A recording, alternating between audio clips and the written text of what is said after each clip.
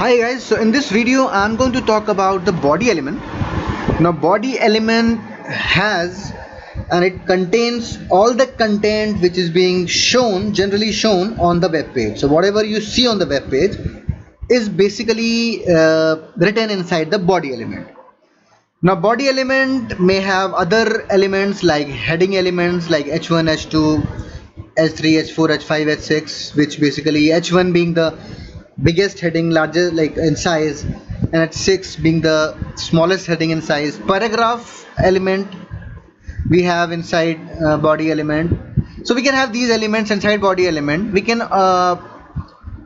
have the style, how this element and how the text and the background and the shadows and everything, basically look of the body, how should it look like, can be defined inside the style element. And it's basically we can also say it is part of CSS. So it can be defined inside the style element. And uh, for example, here I define the color of H1. I'll discuss this in more detail in further videos. As of now, you can understand it, that inside the body element we can write inside the style element we can write this body, and then curly paragraph, curly para start, and then we can write the properties like color, background color, all that stuff, right? And then we, of course, we have to close the curly para, and then we have to close the style as well. So that's how we define the style of the body element. And of course we have, as I said, we can have heading elements, paragraph elements, such elements inside the body element. And body element is basically what we see on the page. So if you notice, we have background color as light blue here, which we have defined through this code. And we have color green here.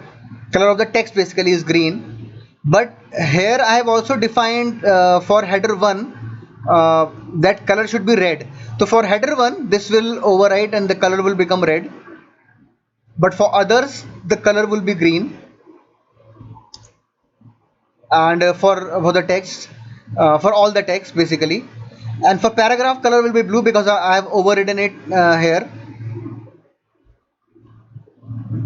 Whatever is there in body, and if we have inside the body, if we have defined something specific for these elements, like we have defined H1 and P here, that will definitely override what is there in body element. Otherwise everything will be followed as given in the body element, like here. So that's why all the other text apart from H1 and P paragraph is green, because I have given green here as the color, text of the color, and background color is blue. And these are the defaults for the body, which even if you don't give, it will take this as default. I'll discuss all this stuff when I discuss the style element and how to define the style of different elements. So as of now you can understand that body element is one which basically responsible for what appears, what text or whatever content is being appearing in your web page. All the content inside body will be the one which is appearing in this area in the web page. Head is not basically appearing on the web page.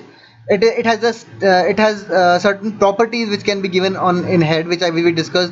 Such certain properties of certain elements which can be given in header, which do not basically appear on the page, but which might have major effect on the overall web page.